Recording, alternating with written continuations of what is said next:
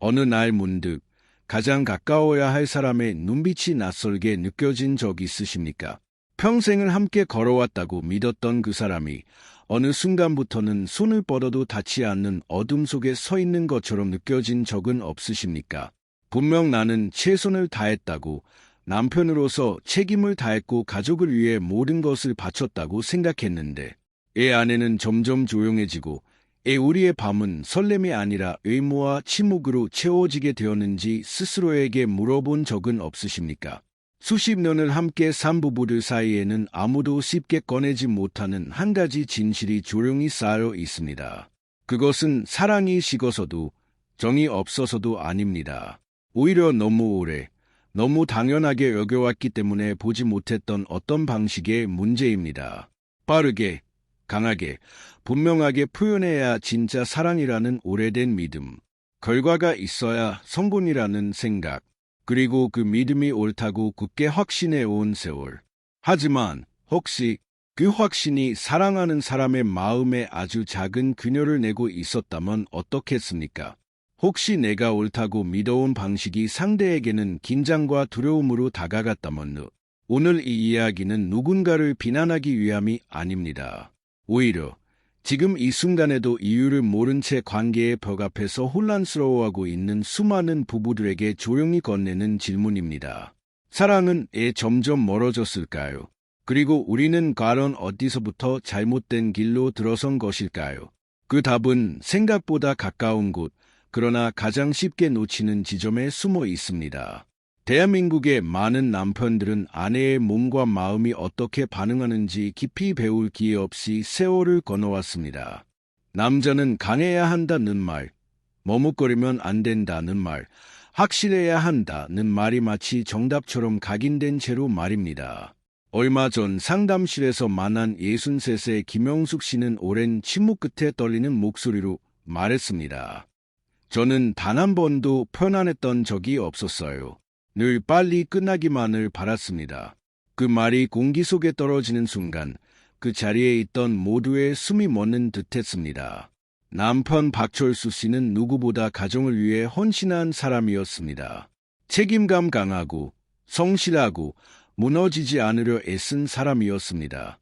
그러나 그는 늘 속도를 높였고 강도를 올렸고 자신의 방식이 옳다고 믿었습니다.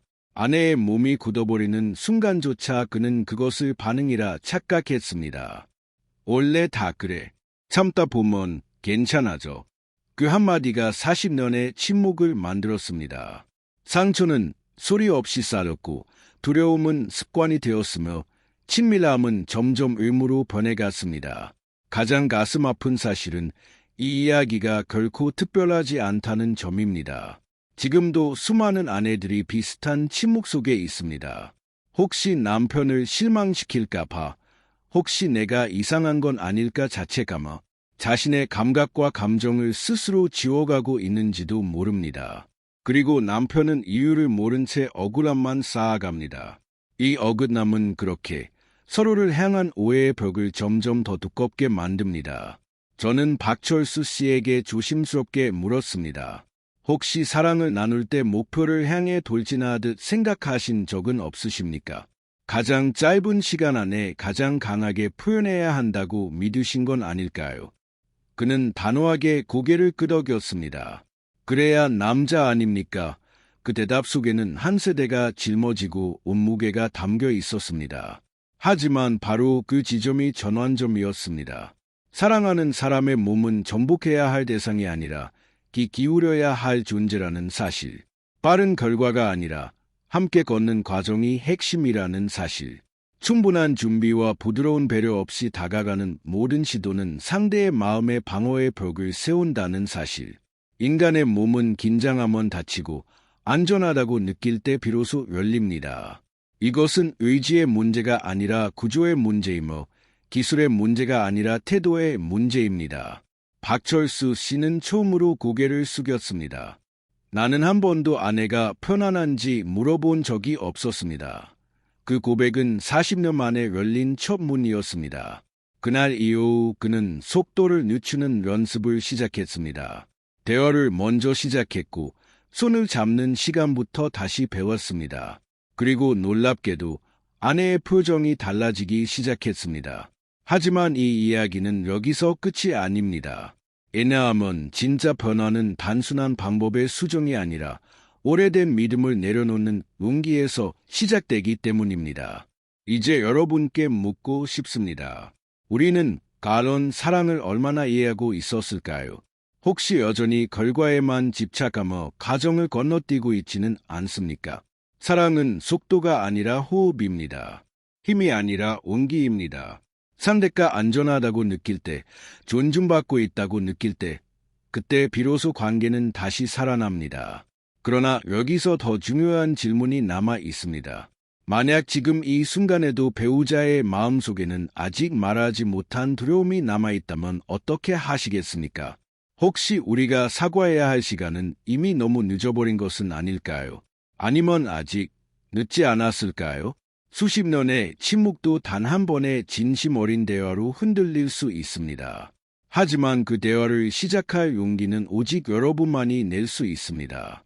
오늘 밤 우리는 또다시 같은 방식으로 시간을 흘려보낼 것인지 아니면 잠시 멈추어 상대의 숨소리를 들을 것인지 선택해야 합니다. 진짜 친밀함은 거창한 기술이 아니라 괜찮아? 라고 묻는 한마디에서 시작됩니다. 그리고 그 한마디가 40년의 벽을 무너뜨릴 수도 있습니다. 그러나 그 문을 여는 순간 우리는 예상하지 못한 또 다른 진실과 마주하게 될지도 모릅니다. 과연 우리는 그 진실을 받아들일 준비가 되어 있을까요? 다음 이야기는 바로 그 질문에서 시작됩니다. 이제 노미영 의사가 수십 년간의 임상상담과 부부 연구를 통해 정리한 통찰을 바탕으로 아내와의 관계를 진정으로 되살릴 수 있는 5단계의 접근 방식을 소개해 드리겠습니다. 노미영 의사는 오랜 시간 동안 수많은 시니어 부부들을 만나오면서 기술보다 마음가짐이, 속도보다 리듬이, 강함보다 섬세함이 관계의 질을 결정한다는 사실을 거듭 확인해 왔습니다.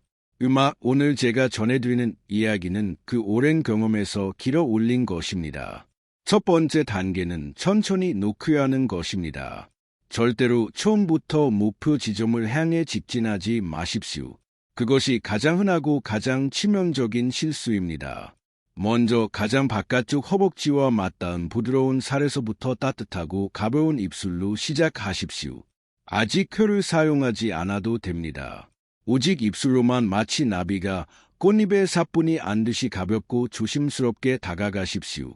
이 행동은 나는 당신을 소중하게 대하고 있어, 나는 당신을 존중하고 있어라는 심리적 신호를 보내는 것입니다. 최소 3분에서 5분의 시간이 아내의 마음속 긴장을 풀어주는데 결정적으로 중요합니다. 서두르지 마십시오.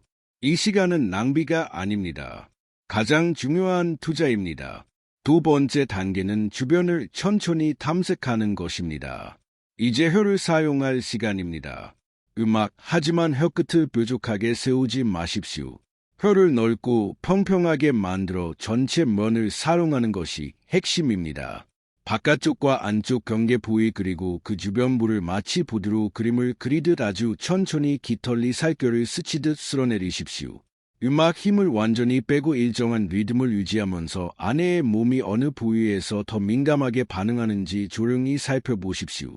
아내의 몸은 거짓말하지 않습니다. 숨소리가 조금 더 깊어지는 순간 허리가 미세하게 움직이는 그 지점을 기억해 두십시오. 그곳이 바로 아내에게 가장 의미 있는 자리입니다. 세 번째 단계는 중심부 주변을 부드럽게 맴도는 것입니다. 이제 조심스럽게 더 민감한 부위 주변으로 접근합니다. 하지만 중심부를 직접 자극하는 것은 아직입니다. 왼쪽 옆면, 오른쪽 옆면, 그리고 윗부분을 혀끝으로 아주 가볍고 리듬감 있게 두드리듯 자극합니다. 강렬한 자극을 주려는 것이 아닙니다. 은은하고 부드러운 감각을 통해 아내의 몸이 서서히 아주 천천히 따뜻해지도록 이끄는 과정입니다. 이 단계에 최소 5분에서 7분 이상 머물러야 합니다. 조급해하지 마십시오. 네 번째 단계는 따뜻한 숨결과 부드러운 압력을 더하는 것입니다. 아내의 몸이 충분히 달아올랐다면 이제 새로운 감각을 더할 시간입니다. 혀로 부드럽게 자극하다가 잠시 멈추고 그 자리에 따뜻한 숨결을 천천히 불어넣어 보십시오. 그리고 곧바로 입술 전체로 그 부위를 부드럽게 감싸듯 아주 가볍게 눌러 보십시오. 혀의 감촉, 숨결의 온기, 입술의 압력이 함께 전해질 때 안에는 전혀 새로운 차원의 감각을 경험하게 됩니다. 이 세 가지를 불규칙하게 번갈아 사용하십시오. 예측할 수 없는 리듬이 감각을 더욱 음악 깊고 예민하게 만듭니다. 번째 단계는 멈추고 기다리는 것입니다. 이것이 오늘 이야기의 가장 중요한 비밀입니다. 아내가 거의 깊은 반응에 이은 것 같을 음악 때 모든 것을 잠시 멈추십시오. 혀와 입술을 거두고 한 박자 쉬어 가십시오. 음악 그리고 아내의 눈을 바라보며 낮고 따뜻한 목소리로 진심을 담아 속삭여 주십시오. 사랑해. 음악, 당신이 정말 아름다워. 이 짧은 멈춤의 시간이 아내의 몸으로 하여금 더 크고 더 깊은 반응을 맞이할 준비를 하게 만듭니다. 10초에서 15초 정도 기다렸다가 다시 두 번째 단계부터 천천히 시작해 보십시오. 이전보다 훨씬 더 풍부하고 깊은 감각이 찾아오는 것을 느끼시게 될 것입니다. 여기에 효과를 크게 높일 수 있는 세 가지 추가적인 방법을 말씀드리겠습니다. 음악, 첫째로 손의 역할입니다. 입이 아래쪽을 탐색하는 동안 한 손으로는 아내의 가슴 주변부를 부드럽게 어루만져 주십시오. 다른 한 손으로는 아랫배나 허벅지 안쪽을 천천히 쓰다듬어 주십시오. 여러 곳에서 동시에 느껴지는 부드러운 감촉이 아내의 감각을 기하급수적으로 풍부하게 만듭니다. 음악, 아내의 온몸이 나는 지금 사랑받고 있구나라고 느끼게 됩니다. 둘째로 아내의 반응에 기울이는 것입니다. 음악, 숨소리의 변화, 허리의 미세한 움직임, 여러분의 머리를 잡는 손에 들어가는 힘의 변화를 절대 놓치지 마십시오. 아내가 가장 깊이 반응하는 순간 여러분이 하고 있던 동작을 기억해 두십시오. 음악, 그것이 아내가 가장 좋아하는 방식입니다. 다음번에는 그 부분을 더 오래 더 정성스럽게 해주시면 됩니다. 셋째로 마무리의 방식입니다. 아내가 깊은 반응에 이르는 바로 그 순간 혀의 움직임을 멈추고 입술 전체로 그 주변부를 부드럽게 감싸듯 지그시 눌러 주십시오.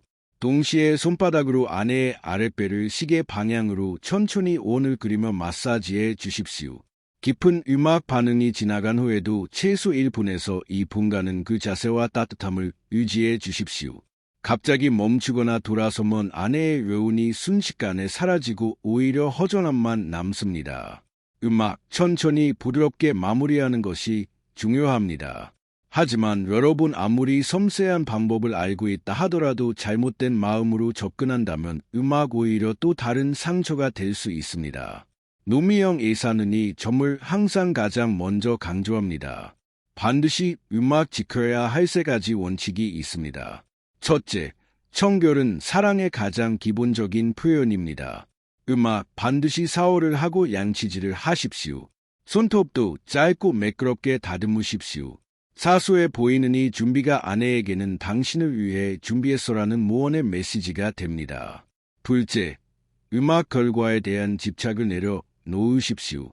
오늘 반드시 아내를 만족시켜야 한다는 강박은 오히려 아내를 더욱 긴장시킵니다. 음악 대신 오늘은 아내와 함께 가장 따뜻한 시간을 보내고 싶어. 아내가 행복하면 나도 행복하다는 여유롭고 넓은 마음으로 다가가십시오.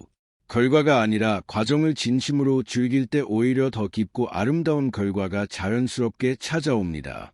셋째, 대화 없는 접촉은 연결이 아닙니다. 시작하기 전에 아내에게 부드럽게 물어보십시오. 음악, 여보, 오늘 내가 당신을 정말 특별하게 사랑하고 싶은데 음악 괜찮을까요? 그 과정에서도 계속 물어보십시오. 여기가 편해요. 이 음악 정도 세기가 괜찮아요. 더 부드럽게 할까요? 아내의 작은 대답 하나하나를 듣고 거기에 맞춰 조율하십시오. 이것이 바로 진짜 사랑입니다. 음악 기술보다 1000배, 10,000배 더 중요한 것은 마음가짐입니다. 음악, 아내를 한 사람의 인격체로 세상에서 가장 소중하게 존중받아야 할 여성으로 바라보는 태도, 음악 여성은 기술에만 반응하지 않습니다. 진심에 반응합니다. 음악 아무리 완벽한 방법을 구사한다 해도 그것이 자신의 자존심을 지키기 위한 이기심에서 나온 것이라면 아내는 그것을 본능적으로 느끼고 마음의 문을 더욱 굳게 닫아버립니다. 음악, 하지만 비록 서툴고 부족하더라도 당신을 진심으로 행복하게 해주고 싶어 당신의 웃는 모습을 보고 싶어라는 순수한 마음으로 다가간다면 아내는 그 마음을 느끼고 가장 깊은 곳을 열기 시작합니다. 노미영 A사의 상담실을 찾아온 또 다른 부부 이야기를 들려드리겠습니다. 정민호 씨와 한소영 씨 부부입니다. 결혼 35년 차였고 지난 20년 동안 단 한 번도 진정한 친밀함을 나누지 못했습니다. 음악 민호 씨는 이렇게 말했습니다. 저는 이제 포기했어요. 아내는 저를 남자로 보지 않는 것 같아요. 그냥 같이 사는 사람인 거죠. 음악 하지만 소령 씨의 이야기는 달랐습니다. 남편이 저를 사랑하는 게 아니라 자기 필요를 위해 저를 이용한다는 느낌이 들었어요. 한 번도 제 기분을 물어본 적이 없었고 한 번도 제가 준비됐는지 확인하지 않았어요. 그냥 자기가 하고 싶을 때 하고 끝나면 돌아 누워 잤어요. 음악, 저는 늘 혼자 화장실에 가서 울었습니다. 노미영 A사는 민호 씨에게 오늘 여러분께 소개해드린 방법들을 상세히 설명했습니다. 그리고 가장 중요한 것은 기술이 아니라 진심이라는 것을 거듭 강조했습니다. 석 달 후 민호 씨가 다시 상담실을 찾아왔습니다.